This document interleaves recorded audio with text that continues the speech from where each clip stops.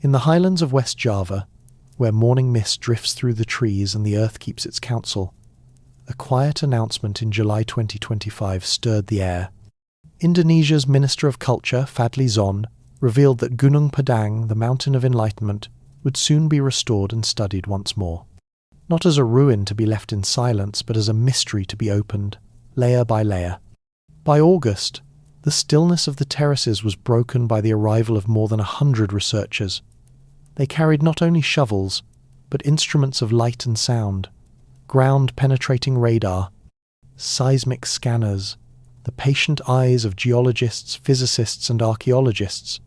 Their task was monumental: to listen to the stones, to map the hidden chambers whispered to exist beneath, to ask whether this hill is truly a pyramid older than memory. Picture the scene as twilight settles. The basalt columns rise like sentinels, moss-covered yet unyielding. Beneath them hum the questions of 28,000 years. If the dates prove true, Gunung Padang would predate Giza by more than 20 millennia. It would mean that at the height of the Ice Age, when much of the world was locked in ice and sea levels lay hundreds of feet lower, human hands may already have shaped monuments to endure beyond floods and fire. Tonight, we walk slowly into this unfolding story. Each step, like one of Gunung Padang's 370 stone stairs, brings us closer not to certainty, but to wonder. And before we begin, if you love journeys through forgotten history, leave a gentle like, subscribe, and share in the comments what time of night or morning you are listening. But long before science arrived with its radar and drills, the people of this land already carried stories in their hearts. Myths that may not be invention at all, but memory. In the hills of West Java, the people did not need science to tell them that Gunung Padang was special. For centuries they had already called it the Mountain of Enlightenment, a place where the ordinary world thinned and the spirit world could be felt more closely. They said its stones were not silent. They held memory, humming softly with energies that could heal, guide, or even reveal visions in dreams. Among the oldest tales is that of King Siliwangi, the great ruler who desired a palace here on the summit. He worked through the night, aided by unseen forces, placing stone upon stone in a rush to finish before the sun rose.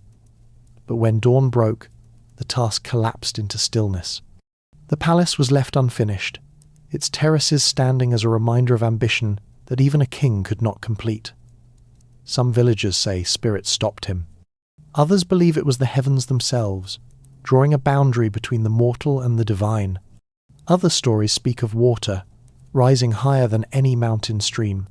They tell of floods that swallowed the lowlands, driving survivors to climb to Gunung Padang, where terraces offered refuge above the waves. To them, the steps were not only stone, they were lifelines, carved to protect those who endured, while the world beneath vanished into water. In these tales, the mountain is remembered as an ark, a sanctuary of stone that outlasted the storm. There are also myths of stars and ritual. People gathered on its platforms at night, aligning their offerings with the constellations. Shamans lifted chants into the sky, while drums echoed across the valley. Merging with the vibrations of the stones, some say the earth itself joined the ceremony, answering in resonance, weaving the human voice into the music of the cosmos.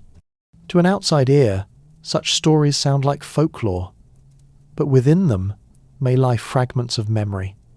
Across cultures, myths often preserve truths in the form of parables, keeping the essence of history alive long after names and dates are forgotten. Perhaps King Siliwangi's unfinished palace is a shadow of an older memory, builders long before his time, shaping terraces in the moonlight. Perhaps the flood myths remember real catastrophes, the rising seas of the last ice age, echoing through generations. Even today, villagers treat the site with reverence. They walk its steps slowly, leaving flowers or incense on the stones. They believe that to touch the basalt is to feel the breath of ancestors, still present in the land. Elders tell how sick children were brought to rest against the stones until their fever eased. How those who prayed here sometimes returned with visions that felt like messages. The mountain, in this way, has always been more than geology. It is a teacher and a keeper, a presence that watches, as centuries drift by. To the people of Karyamukti village, its terraces are not broken ruins but scripture written in stone. These stories carried the memory of Gunung Padang when the wider world forgot it. They were the only record, when colonial archives set it aside, and when modern eyes overlooked it as just another hill. For generations the mountain lived in myth, waiting, and in time the silence would break. Others would come with notebooks and cameras, and later with radar and drills. They would dig for answers, in places where villagers already felt the hum of truth. Yet even then, Gunung Padang would keep its mystery, offering glimpses and then withdrawing, as though reminding us that not all knowledge can be forced from the earth. By the early 21st century, the mountain had returned to silence. Decades had passed since its rediscovery, and scholars were content to leave it as a curious relic dated to a few thousand years ago. But for one geologist, the hill would not rest. Dr. Danny Hillman Natawidjaja was trained not as a dreamer, but as a scientist of stone and earth. His expertise was earthquakes and tectonic shifts, the restless movements beneath our feet. Yet something about Gunung Padang troubled him. Its terraces seemed too deliberate, its stones too ordered, its presence too commanding to be explained by nature alone. In 2011 he began his surveys. Modest at first, but guided by the sense that the mountain carried a story far older than anyone had dared to write. The tools he brought were not shovels or picks. They were instruments designed to see beneath the surface, without disturbing it. Ground-penetrating radar sent pulses deep into the hillside, mapping hidden structures. Seismic tomography traced vibrations through the soil, sketching out cavities where the earth rang hollow. Cores were drilled, slender cylinders of stone and sediment pulled from the depths, like pages torn from an ancient book. Layer by layer, the mountain revealed itself. The surface told one story, the deeper ground another, and the foundation something else entirely. The results were startling. The first layer, closest to the light of day, dated to around 2,500 years ago. This was the age of kingdoms already known in the archipelago, the familiar era of temples and ritual platforms. Nothing here seemed unusual. But below it, at a depth of several meters, lay another construction phase. Rocks had been arranged with purpose, compacted and aligned. Radiocarbon tests of organic material suggested a date of roughly 8,000 years ago, far older than the kingdoms of recorded history. If this was true, then builders in the early Holocene were already shaping monuments on a grand scale. Deeper still, beneath 15 meters of soil and basalt, the cores drew out a revelation. This third stratum was unlike the rest. The material was dense, fractured yet deliberate, as if natural stone had been quarried, shaped, and reassembled. Tests returned dates of 25,000 to 28,000 years before the present. This was the Upper Paleolithic, the time of cave paintings in Europe, of hunter-gatherers roaming grasslands while glaciers pressed across continents. It was not supposed to be the age of architects. And yet, beneath Gunung Padang, the signs of architecture waited. Even more compelling were the anomalies revealed by the instruments. Radar scans traced voids hidden in the hillside, chambers shaped too evenly to be geological chance. Some appeared rectangular, others extended like corridors. Their outlines suggested intentional design, cavities waiting in silence, perhaps sealed for thousands of years. If these findings were true, they painted a picture almost unthinkable. A society at the height of the Ice Age had quarried basalt, stacked terraces, built chambers, and perhaps aligned their work with the stars. A people who were supposed to know only the simplest tools had raised a monument that rivaled the pyramids, and had done so 20,000 years before Egypt ever dreamed of Giza. Dr. Hillman's 2023 paper laid out the evidence clearly. 3 phases of construction, 3 voices speaking across time, a surface from the Age of Kingdoms, a middle layer from a forgotten Neolithic world, and a foundation buried deep in the Paleolithic night. To some, each stratum was like a page of history peeled back, telling a story of civilizations that had risen, vanished, and been built upon again. To others, it was too great a leap. But for Hillman, the mountain was no longer silent. It had spoken through data, through patterns, through echoes in stone. If Gunung Padang truly carried the marks of human hands from 28,000 years ago, then it was more than a hill. It was proof that human history is not a simple line, but a series of forgotten symphonies, each movement buried beneath the next. And yet, when truth feels too heavy, not everyone is willing to carry it. Within months, the paper that had startled the world was met with a storm. By March of 2024, the journal that first published Dr. Hillman's findings withdrew them. The editors explained that radiocarbon samples drawn from soils could not be taken as proof of human construction. Organic material, they argued, may have drifted downward through roots, floods, or cracks, settling into older layers without the presence of builders. With that judgment, the boldest claim of all was erased from the record.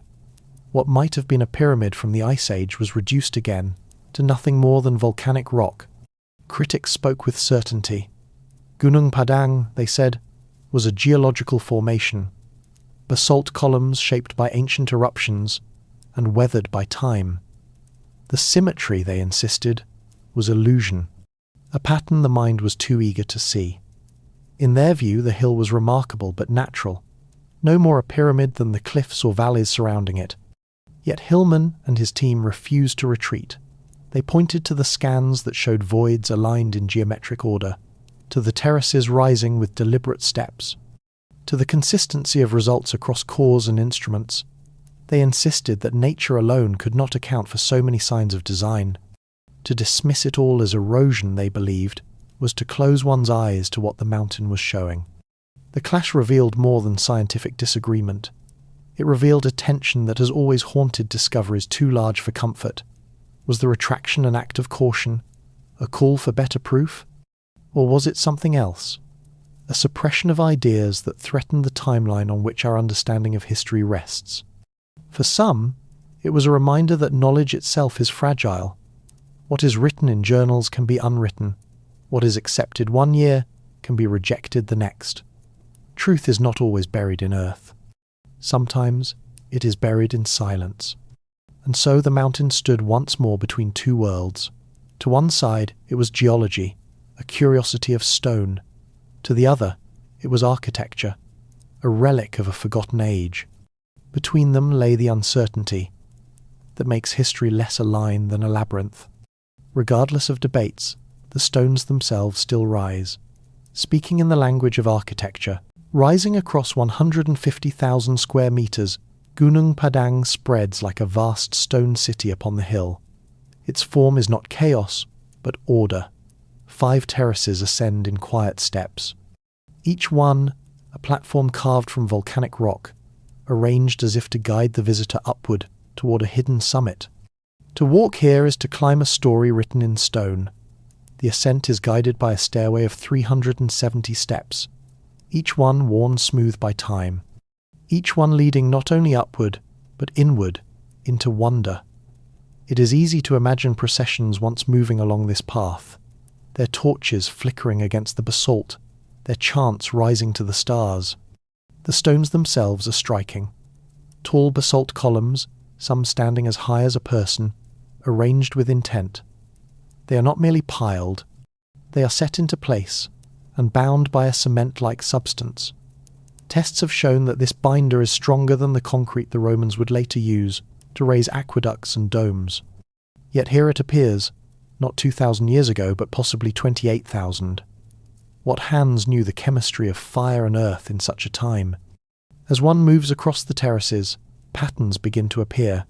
Certain alignments seem to follow the path of the sun at solstice. Others echo the night sky, as if the hill itself were tuned to celestial rhythms. Perhaps these lines guided rituals, or perhaps they served as a great calendar, a way to mark the shifting of seasons and the approach of floods. Some scholars wonder if it was even more. Could it have been an observatory, a place where knowledge was inscribed not in clay tablets, but in the careful placement of stone? To stand among these columns is to feel both grounded and lifted. The earth holds you firmly, yet the lines of the terraces draw your eyes upward. The design whispers of balance, of a structure meant to bridge earth and sky. It is architecture, but also scripture. each block carrying a line of a message that has survived long after the tongue that spoke it has vanished. Perhaps the mountain was not a single project, but a palimpsest, added to across ages. Each generation may have left its mark, revering what came before, building anew, while honouring an ancient blueprint, layer upon layer, like memory itself. Even in silence the structure speaks. Its scale is too vast to be coincidence, its order too deliberate to be random. To call it merely natural feels like turning away from a voice that is still speaking, even if softly. And when researchers listened closer, they discovered the mountain was not silent. It sang. If the terraces of Gunung Padang reveal intention through their design, the stones themselves hold an even stranger secret. When struck or tested with instruments, they vibrate at precise frequencies, as if alive with music that only the earth remembers. These tones are not random. They are amplified by the hollow spaces hidden beneath the hill. Chambers and voids that seem placed not just for structure, but for sound. In this way, the myths of the mountain awaken. Villagers have long spoken of stones that hum softly in the night, as though the rock itself were breathing. Now, science records the resonance with careful equipment, confirming what stories had preserved in memory. The hill is not silent. What purpose could such a design serve? Some imagine rituals, where chants and drums echoed through these chambers, the vibration amplifying human voices until they seem to merge with the mountain. Others wonder if the resonance was used for healing, like a great tuning fork, aligning body and spirit with the earth. There are those who whisper of altered states, of stone-made frequencies that could lift the mind toward visions of the sky. And more daring still are the theories that speak of energy harnessing, the stones acting as resonators, drawing power from the Earth's magnetic fields. Though modern ears may find these ideas strange, echoes of them are found across the world. The Great Pyramids of Egypt have been shown to respond to sound, their chambers resonating at particular tones. The Hypogeum in Malta, an underground complex carved in deep antiquity, produces acoustic effects so powerful they can shift brainwave patterns in those who listen within its walls. At Gunung Padang, similar possibilities stir the imagination. The thought lingers that perhaps these places were not only monuments or sanctuaries, they were instruments, each one designed to link the human body, the human mind, with forces larger than themselves. To stand within such a structure was to stand within a song that had no beginning and no end.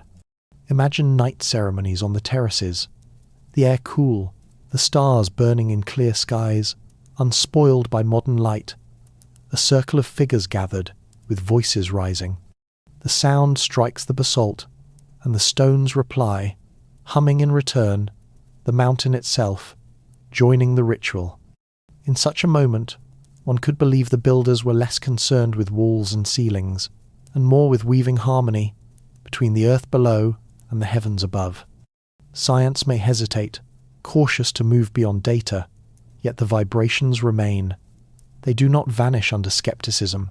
They linger in the rock, waiting for those who will listen. Gunung Padang becomes, in this light, not a ruin but an instrument tuned long ago, still resonating with the voice of its makers, a vast oscillator built of earth and stone, carrying frequencies that echo across ages. Perhaps they were meant to guide rituals, perhaps they were meant to heal, or perhaps, more mysteriously, they were meant to remind humanity that the world itself is alive with song. But sound was not the only secret. Beneath the soil, other relics whispered of a forgotten society. The stones of Gunung Padang tell one story through their resonance, but the soil around them holds another. In recent excavations, small objects emerged, like whispers from the past.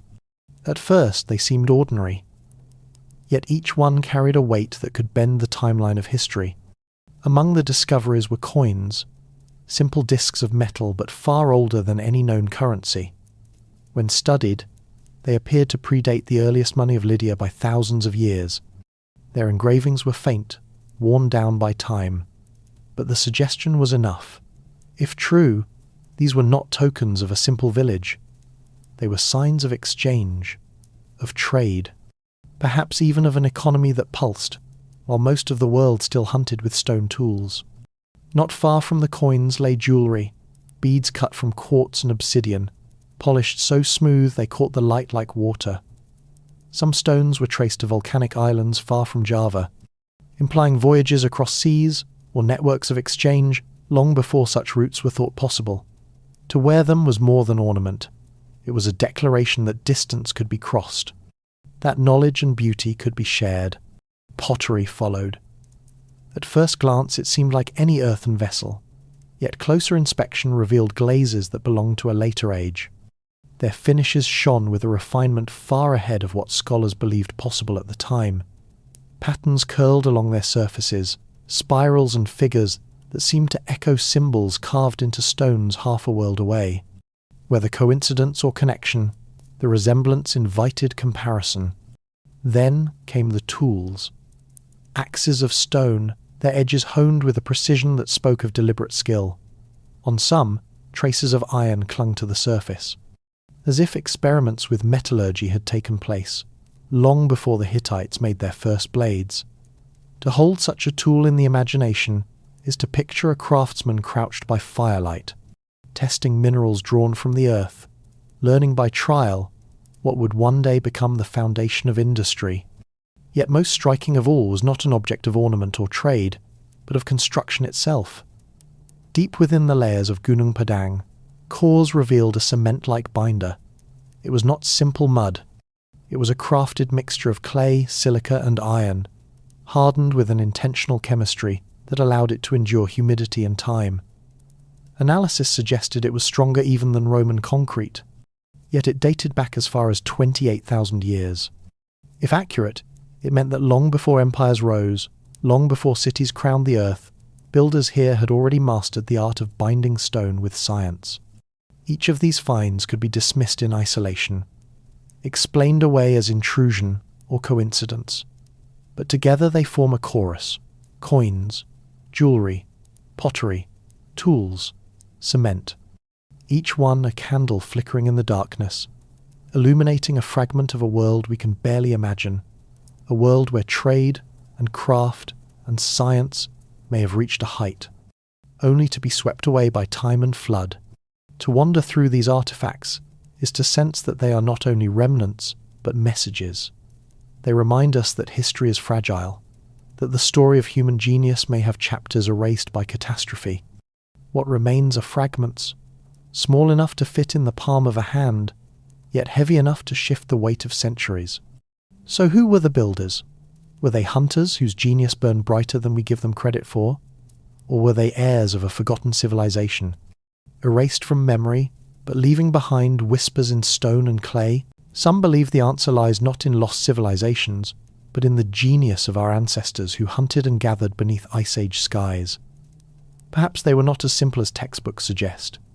Imagine them as observers of the heavens, mapping the courses of stars, marking solstices with precision, aligning terraces to celestial events, as if to anchor human life within the rhythm of the cosmos.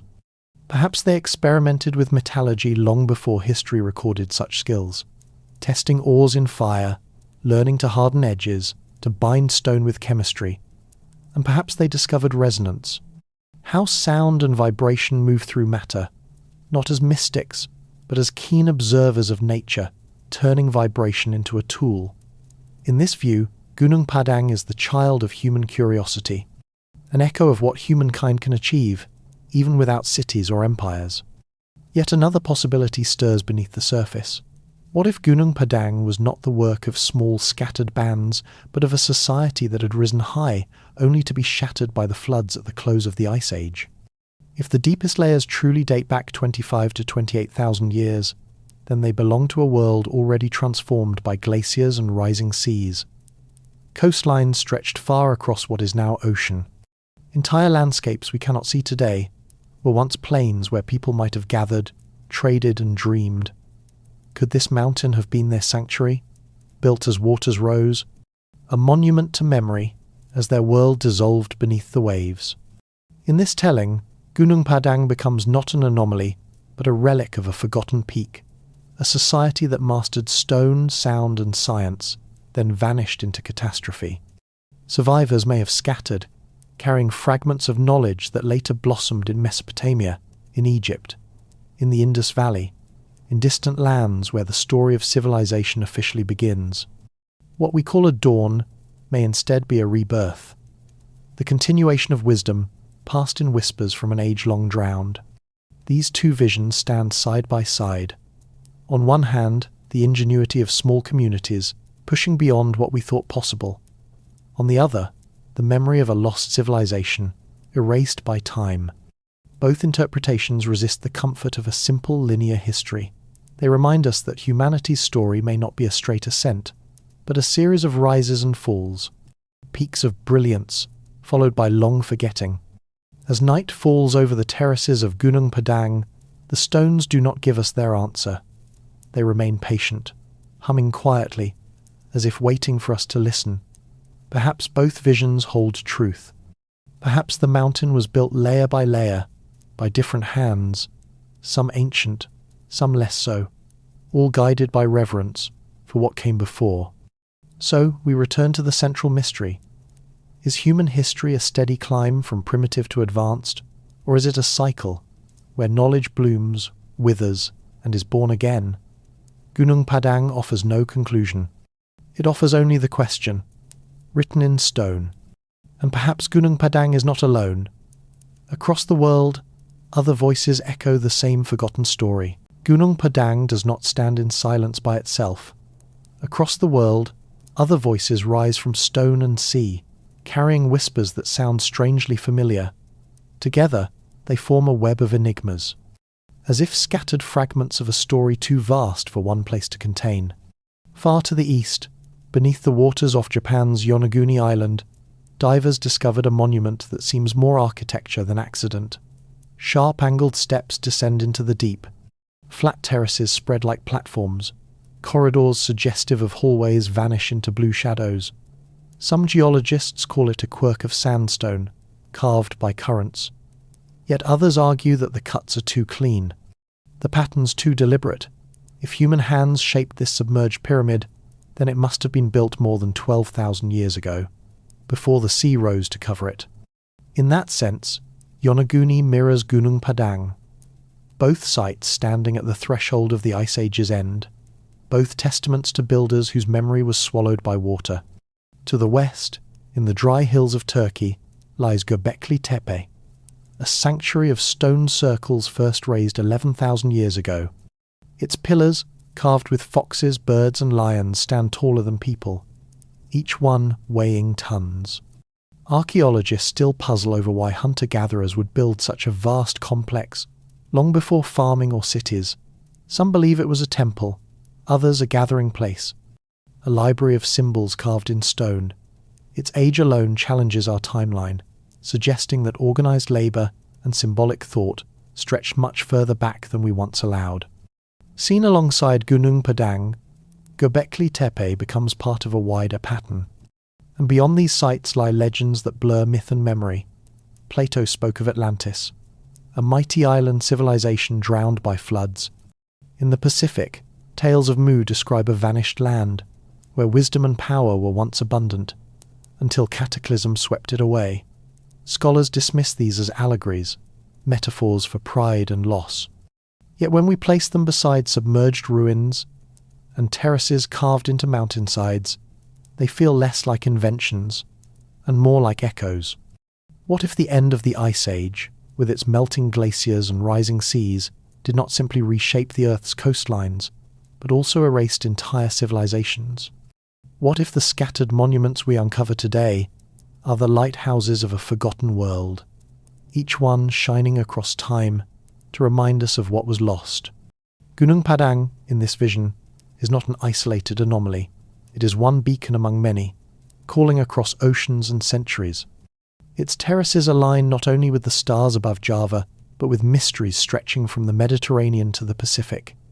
Each site amplifies the others, a chorus of stones reminding us that our past is deeper, more complex, and perhaps more fragile than we have dared to believe. And so we begin to circle back. For as wide as the world is, all these mysteries guide us to a single hill in West Java, still standing, still humming with questions. We return at last to Gunung Padang. The night has settled over its terraces, and the air is still. Stars drift above the highlands of West Java, their light brushing softly against the stones. The hill waits in silence, as it has for thousands of years. It does not rush to speak, it only hums quietly, as if guarding secrets too vast to be hurried.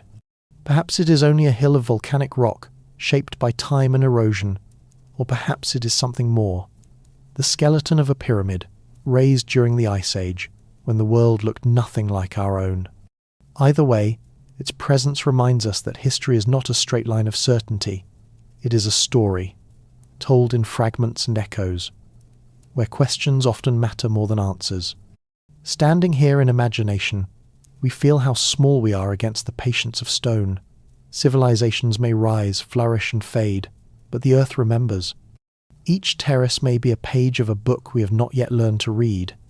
Each chamber, a pause in a story that stretches beyond the reach of memory. As you drift toward rest, let the mountain be your companion. Picture its steps climbing upward, beneath a canopy of stars. Picture its stones glowing softly in moonlight, humming with forgotten music. Allow those quiet vibrations to carry you into dreams, where builders of long ago still shape terraces under a sky of ice, and myths breathe alongside history. Before you drift into sleep, dear dreamer, linger just a little longer. Subscribe so no mystery passes you by, and share the quiet echoes tonight has left within you. May your dreams be filled with the hum of ancient stones, and may we meet again in the next mystery. Good night.